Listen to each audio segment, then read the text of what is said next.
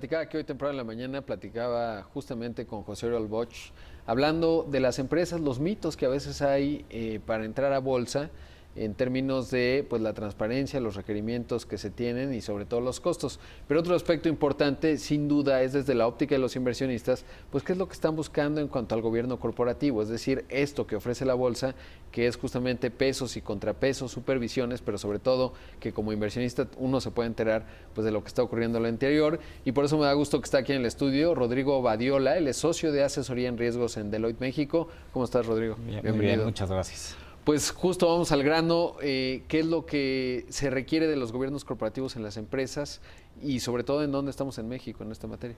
Pues mira, el tema de gobierno corporativo, un poco a nivel de antecedentes, se desarrolla mucho en los mercados desarrollados, en Estados Unidos, en el Reino Unido, donde el capital está pulverizado. En México, las empresas que cotizan en la bolsa pues, tienen un capital concentrado en 2 o 3 familias.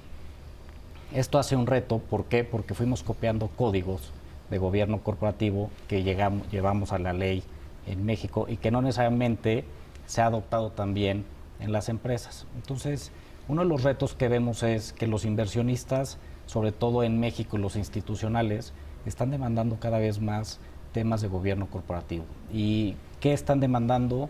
Temas de una buena estructura de gobierno, que existan consejos de administración, comités de auditoría, comités de prácticas societarias, que la integración del consejo realmente cambie de ser los típicos consejeros, el club, a consejeros que realmente estén alineados a la estrategia del negocio. Claro, porque cuando uno ve, y sobre todo porque esto genera mucho valor, ¿no? Uno ve, por ejemplo, los consejos de administración de empresas estadounidenses y hay mucho valor en ello en términos de las juntas de consejo y las ópticas y la retroalimentación que le dan al CEO, por ejemplo, pues sí genera, digamos, los lleva a otros lugares y en cambio aquí también es complejo porque no hay tantos consejeros, ¿no? Es decir, cuando uno va a buscar, pues resulta que se repiten muchos porque no es fácil tampoco tener las aptitudes y capacidades para hacerlo. Así es. Y parte de lo que pasa en Estados Unidos es que los inversionistas le exigen mucho a los consejeros. Los inversionistas, los que ahora le llaman el activismo de los inversionistas. Los Peltz y todos estos, ¿no? ¿Cómo se llama? Bueno, ICANN es un clásico, pero sí. Bueno, hay otros. Incluso te dicen, ok, te cambio, poco a poco van dando golpes de Estado, ganando asientos en el Consejo de Administración, ¿no? Exactamente, y es lo que están buscando. Y sobre todo entonces empiezan a presionar a los consejeros a que realmente se metan a la estrategia de negocio, porque además hay una tendencia importante, pues tenemos temas de sustentabilidad, ciberseguridad, temas de transformación tecnológica. Entonces, parte de lo que se está buscando es que se involucren más en la estrategia del negocio. En México, pues, creemos que todavía falta un paso porque se desarrolle y parte es por lo mismo, porque el mercado está muy concentrado. Aquí en México adoptamos en el 2006 la nueva ley del mercado de valores, que se le llamó en su momento, donde sí se habló de consejeros independientes y donde el 25% debía ser independientes. Pero entonces la pregunta es, si el capital, la mayoría del capital está concentrado, ¿qué tan independientes van a ser y quién los está seleccionando? Entonces ese es uno de los retos. Y la otra es que realmente se implemente de fondo el tema de gobierno corporativo y que pase de ser un checklist a que sea un tema realmente que les va a generar valor. Entonces, en medida en que veamos que la generación de valor por temas de gobierno corporativo y que realmente hay un retorno mayor en la inversión, pues eso va a funcionar mejor, ¿no? Entonces, son parte de los retos que vemos en México. Hoy creo que quien está impulsando mucho este tema es los fondos de pensiones, los temas de asset managers, toda la parte pues, aseguradoras, todos los que están, los fondos de capital que pues, se han desarrollado muchos y que están invirtiendo en deuda o en capital en las empresas. Entonces, ellos son, más que en un mercado público, en el mercado privado, quienes están impulsando muchas de estas prácticas. Sí, es interesante porque ahora ponía digamos, ejemplo negativo. Pensaba en Carl Icahn, ¿no? Que varias veces ha sacudido, presiona a los CEOs, cuando llega todo el mundo corre, pero luego tiene visiones importantes, ¿no? Él muy orientado a generar dividendos, pero otra parte, pues es, digamos, ese es como los más agresivos, pero hay otra parte que ven ineficiencias y eso hace que la empresa se mueva de una zona de confort que eventualmente le iba a ser obsoleta, ¿no? Es decir, a veces a lo mejor uno piensa en ciertas compañías que han pasado, pues no diría mejor vida, pero que su auge ya terminó, y fue porque justamente no lograron pues atender una visión más estratégica como la que puede tener un consejero independiente. Así es, y justamente el tema de estos inversionistas más activos y que llegan, como dices, llega el fondo de inversión y los demás corren, nos espantan, es porque lo hemos visto a lo mejor con una connotación negativa. Pero hay un debate en el mercado si generan o destruyen valor. Entonces, realmente la pregunta es, pues a lo mejor no hay una estadística si destruyen o no, pero sí se vio en el 2018 que el rendimiento de las empresas estuvo por debajo del Standard & Poor's, del donde hubo activismo.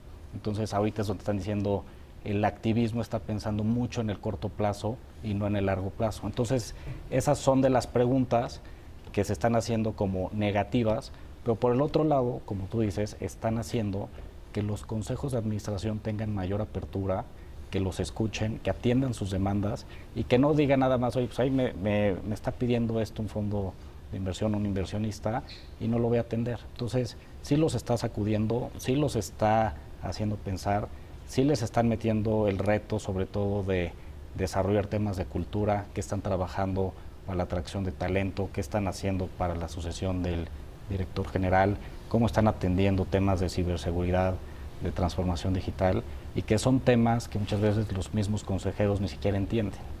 Entonces, este activismo, pues, yo creo que también tiene un tema positivo, y bueno, en México yo espero que eso cada vez vaya avanzando. Por supuesto. Ahora, ¿cuál dirías que es un primer paso, Rodrigo, en términos de ir generando estos cuadros o estas visiones distintas y con mucho valor para integrarlos? ¿Cuál debería ser? ¿Empezar a prospectar en el mercado, en donde están? ¿Tomar la decisión? ¿Qué sería?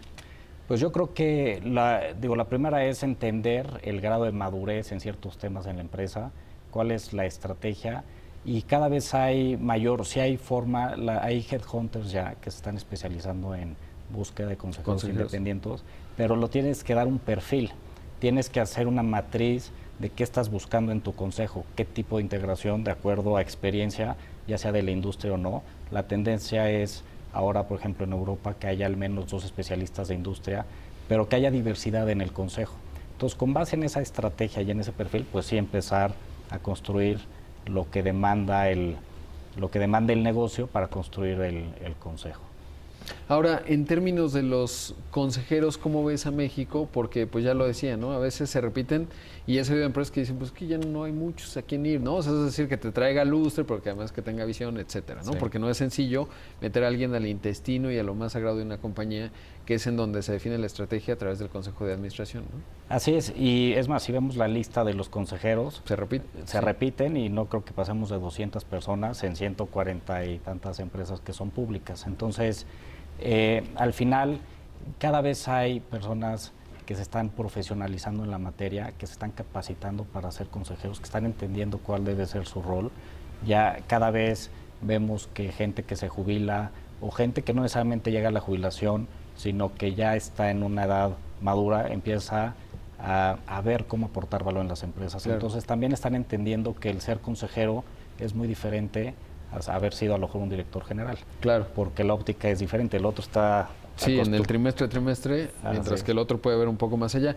Y que además hay mucho director general joven, ¿no? Es decir, que pues te encuentras a los 52, ya no hay más. Y pues hay mucho valor ahí para ser consejero, ¿no? Sí, pero tienen que estar los incentivos. Así es, hay que crear los incentivos, y sobre todo ahí en las empresas yo creo que hay que definir claramente cuál es la expectativa del consejo, ¿no? Y cuál es el valor y cuál es el involucramiento, y que no sea un consejo de revisión de resultados, sino que realmente entiendan el modelo operativo. Sí, funciona bien que el CEO tenga miedo de ir al consejo, ¿no? Porque al final eso genera cierta presión, pesos y contrapesos, y justamente el consejo pues no solo está viendo al corto plazo, digo, ya hablamos de los activistas, sino más allá en cuanto a la estrategia, pues en años hacia adelante, ¿no? Porque luego eso también, el corto plazo puede matar tu largo plazo si no defines una buena estrategia. Así es, y sobre todo, pues como dices, ¿no? Hay que rendir cuentas. Por ahí dicen que quien no rinde cuentas termina por sentirse dueño.